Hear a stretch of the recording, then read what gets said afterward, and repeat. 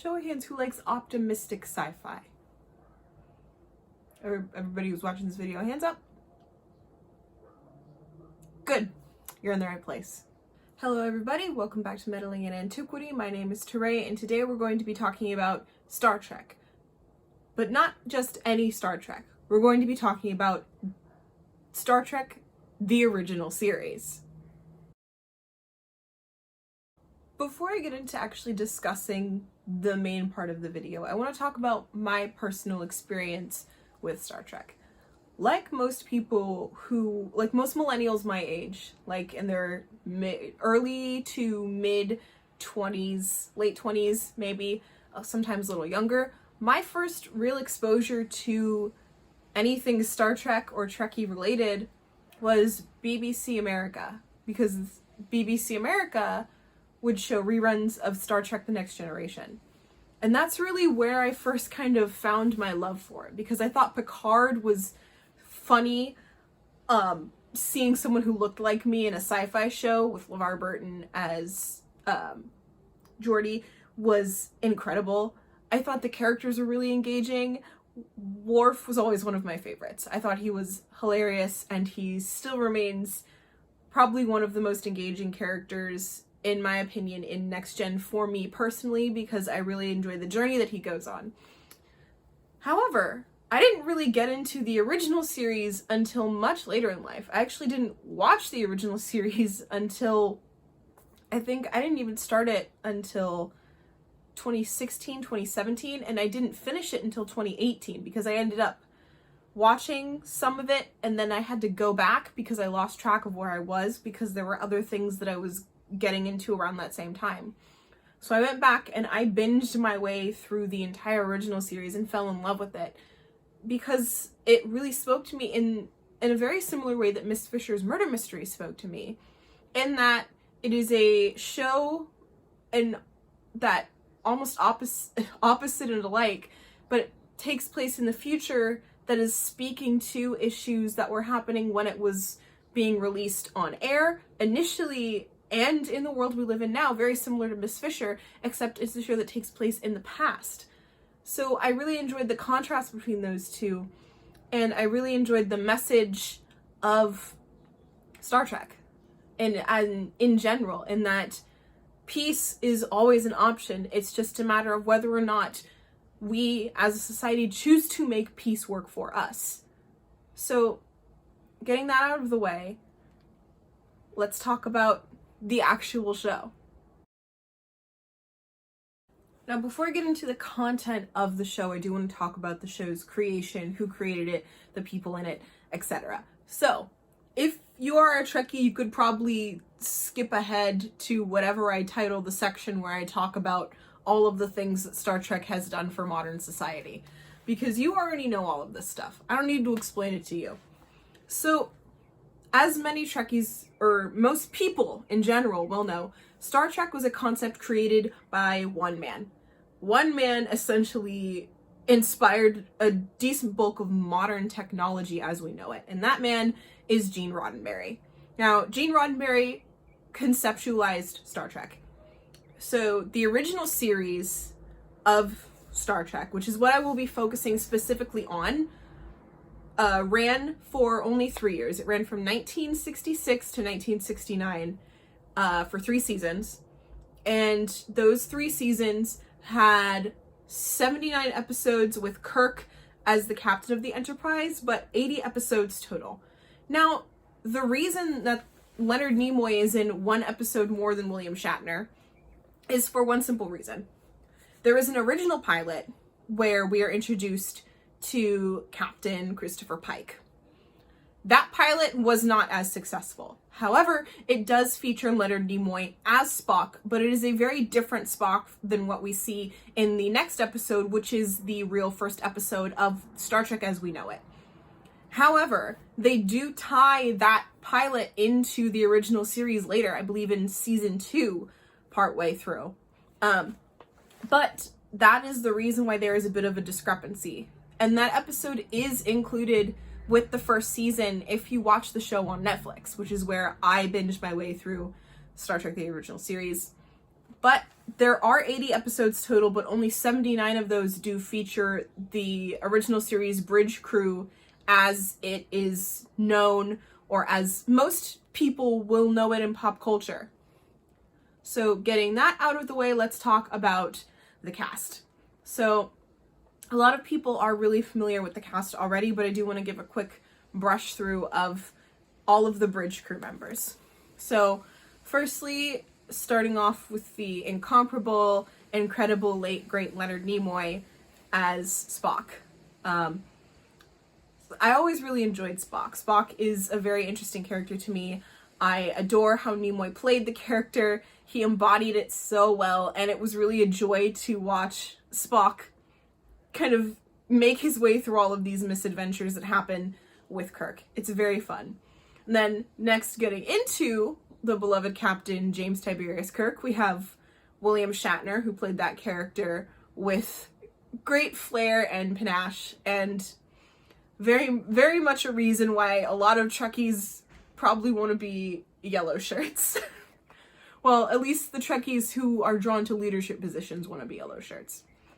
Next, we have DeForest Kelly as my personal favorite character, probably out of the entire Star Trek canon, who that would be Bones. I love that character. He is just the right amount of polite, grumpy, and angry, and it's a character that I really am often drawn to, are these grumpy, kind of bitter characters, but they're so funny. And DeForest Kelly is so good at it. And it's really interesting to kind of see his performance and then see Karl Urban's performance as the same character, but so many years later, but it's so similar, and it makes me feel like maybe it's not actually Karl Urban. Maybe every time the camera's rolling when Karl Urban is playing Bones, the spirit of DeForest Kelly just enters his body all of a sudden and takes over and does that. But that's how almost flawless of a performance Karl Urban gives as DeForest Kelly. And I do think that we should laud him out the window for that, because he is so good as Bones. They both are. And I love the character so much. Next, we have James Doohan, who plays my other favorite character, my second favorite character from the original series, from the entire Star Trek canon, Montgomery Scott, also known as Scotty, the voice on the other end of the immortal "Beam us up, Scotty," to DeForest Kelly's "Damn it, Jim, I'm a doctor, not a insert thing he is also not here." But James Doohan is very funny as Scotty, and I honestly wish there would have been more appearances from Scotty in the original series, because we see a lot of him, but it doesn't feel like enough almost, because there are episodes where he's there and then he's just gone for the rest of the episode. And I think it's really unfortunate, because he is a character who is so funny and has so much comedic potential, and that's why I really love Simon Pegg's portrayal of him in Star Trek 2009. I think it's a very funny role. And I feel like if Star Trek, the original series, had been able to go on a little longer, they would have been able to kind of give Scotty a little bit more time. And I think that's really what he deserves. Next, we have Nichelle Nichols, who is someone that I honestly idolize. She's an absolutely incredible woman. And her story in regards to Star Trek is very interesting, and I'll be talking about that a little later. But she played the amazing Lieutenant Uhura, who it's a role that is very interesting, and a role that I do intend to cosplay at some point in time. Both versions. I fully intend to do both the original and Zoe Saldana's version. But it's her story in regards to her career on Star Trek is a very, very interesting one that actually does involve her meeting with one of the greatest civil rights leaders of our time, Martin Luther King Jr. And I will most certainly be talking about that later in the video. Next, we have George Takei, everybody's favorite Uncle George, as Hikaru Sulu, a role that is very hilarious, for which he was able to use his fencing skills. It is a very funny episode. That episode does not fail to make me giggle every single time because Sulu just goes absolutely mad in it. It is hilarious. And the images I have in my head of George Takei's wide-eyed, crazed swashbuckling about the Enterprise shirtless is still my favorite image in regards to the original series. It is hilarious. And we have, wrapping everything up, we have the character that is the nearest and dearest to my heart, and that is Walter Koenig's portrayal of Pavel Chekhov, who is one of my favorite characters. And I don't know what draws me to Chekhov, but it's something about the mix of how funny and how just so out of pocket the things that he says are, both in the original series and in the, kind of hurts me to think about it, oh god, but also in Anton Yeshlin's portrayal in Star Trek 2009.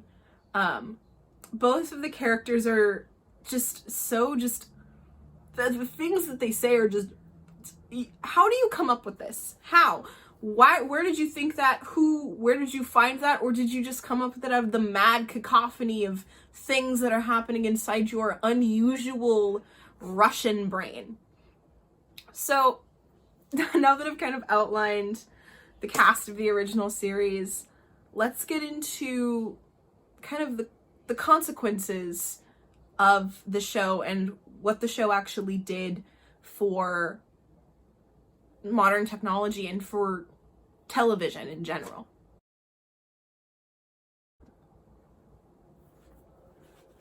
Starting off with the political aspect of Star Trek. Like I said, the original series began airing in 1966, which is kind of right in that sweet spot for the Cold War and for McCarthyism taking full effect everywhere in the United States. And that's what really set Star Trek apart, because in this Cold War era where everyone is afraid of communism, one of the main members of the bridge crew is this weird little Russian dude. And not only that, it also aired kind of right around the time where the advent of the civil rights movement, and we have a black woman who is a lieutenant, Nyota Uhura.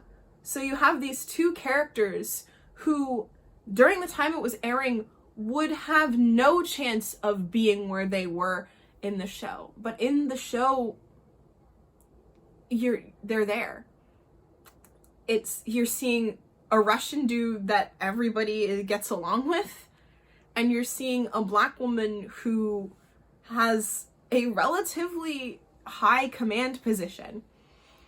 And getting into that, Nichelle Nichols actually did not intend to finish out all 3 seasons of the show. Her plan, she fully intended to quit the show, and had actually decided to quit by the end of season 1.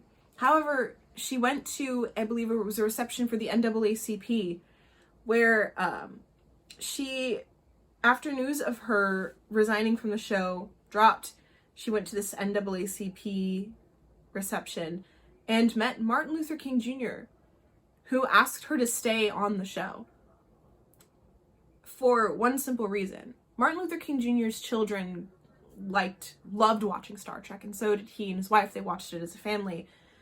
And he put into perspective for Nichelle Nichols that at this time in 1966, 1967, she was the only black woman on television who wasn't a maid, a domestic worker, or a slave.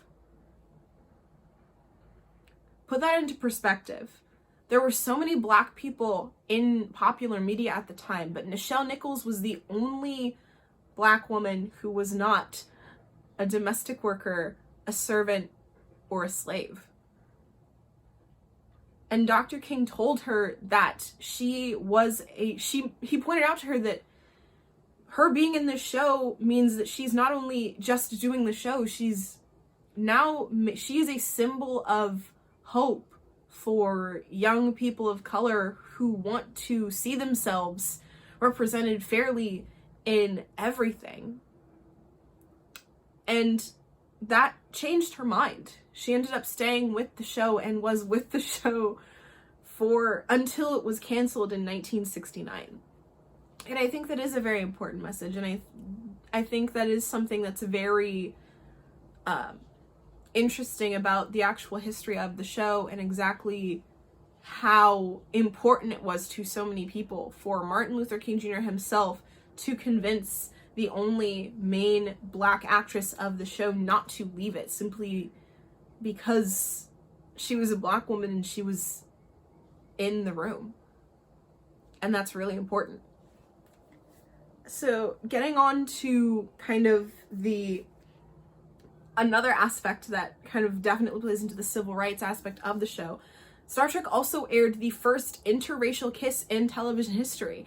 And the story of how it came about is probably my favorite story and the reason why I love William Shatner so goddamn much. So the kiss was written into the script.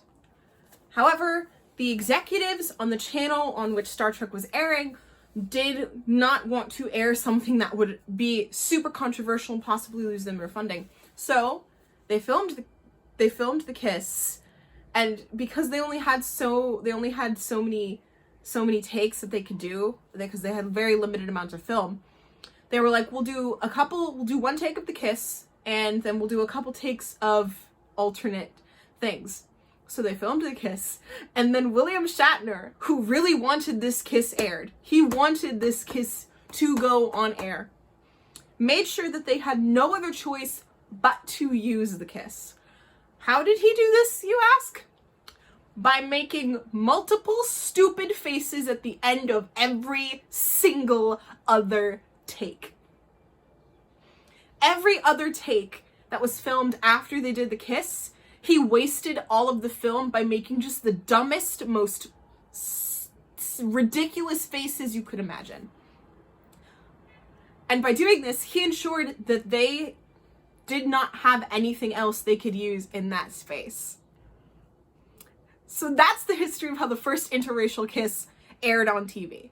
Because William Shatner liked making stupid faces at the camera and was like, civil rights, baby. And that's how we got it. And I think that's beautiful. Next, I want to get into the technological aspect of Star Trek, because as a lot of people know, Star Trek predicted a pretty solid bulk of the modern technology that we live with now. Some of the examples include voice commands, Bluetooth, the use of flip phones, the use of digital pads, so technology like the iPhone and the iPad were conceptualized in Star Trek. The idea of there's so many things. I mean, it's even been confirmed that the Google Glass was inspired by a piece of technology from one of the later iterations of Star Trek TV show. So Star Trek did a lot for technology. But I also want to talk about what it did for the fans. So Star Trek has a very tight-knit and a very, very open fan community, which includes a monument in Riverside, Iowa, the future birthplace of James Tiberius Kirk. And I can almost guarantee that when the year of his birth rolls around, every person in Iowa with a child is just going to be name-dropping James, any iteration of this man's name, in hopes that one of them will actually be James Tiberius Kirk. However, we have a little more than 2 centuries until that happens, because Star Trek does take place in the 23rd century. We are only in the 21st. Many of us will not live to see if Star Trek truly becomes a reality or not. I'm sad. Anyway, so the community of Star Trek is a really cool one. I actually very recently joined Starfleet International, which is really cool, and I'm very excited because I am excited for the community building experience of it. It's a lot of roleplay, there's a lot of just general fun that goes into being a member. They offer scholarships to people. It's just a really cool sense of community. And I mean, Star Trek has always had that. I mean, if you think about it, Star Trek is really one of the first major fandoms to really exist. Because I mean, obviously there have been big fandoms for a lot of things, but Star Trek was one of the first ones to really draw everything in and do the big fandom thing like we do now. It's kind of revolutionized everything. I have a good friend of mine, actually the same friend who, a very good friend of mine that I have not seen in a while, who I miss very much.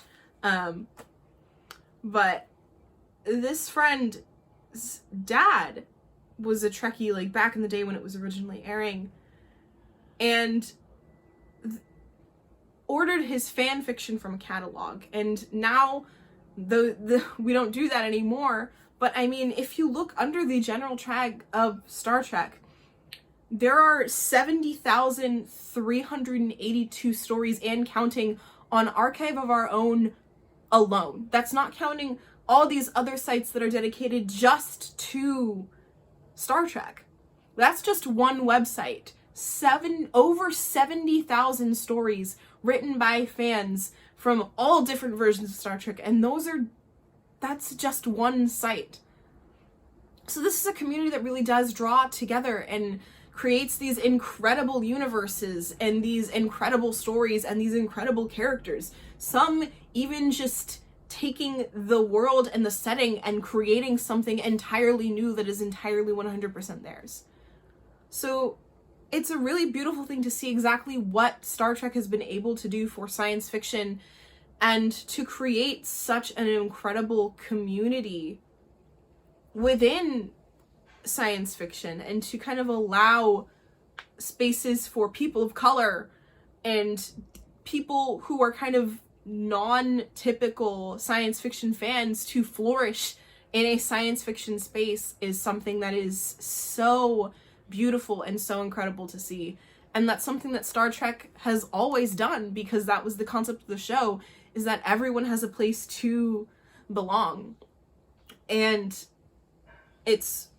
to this day continues to probably be the original fan base, looking at the diversity within it, probably one of the most diverse fan bases and one of the largest age-wise fan bases that exists, because there are people who grew up watching the original series who are still alive and still part of Starfleet International, the fan organization. And it's such an incredible experience to be a part of what Gene Roddenberry created and what he believed Starfleet and Star Trek stood for. So now that I've explained and broken down everything for you, let's get into final thoughts. As you could probably tell, I could talk about Star Trek forever. I could extol about the virtues of Star Trek until the world ends. It's incredible. It's an original, extremely original concept, and is the second line in what I consider the holy trinity of sci-fi fantasy, because within a gap of about 30 years, you had Doctor Who beginning in the 50s, Star Trek in the 60s, Star Wars in the 70s. So this original the triad of sci-fi really did kind of start there, but Star Trek is the one that kind of had the most visible diverse fan base from the very beginning, because right from the get-go, they had characters who were diverse, characters who were a reflection of what the world could be. During a time when everyone was afraid of Russia and Black people were fighting for their civil rights, we had a Black lieutenant and a Russian ensign. So Star Trek has really always, for me, been a show about hope. It's always been a show about the most ideal version of the world we live in, where, like I said in the very beginning, we make peace an option before anything else.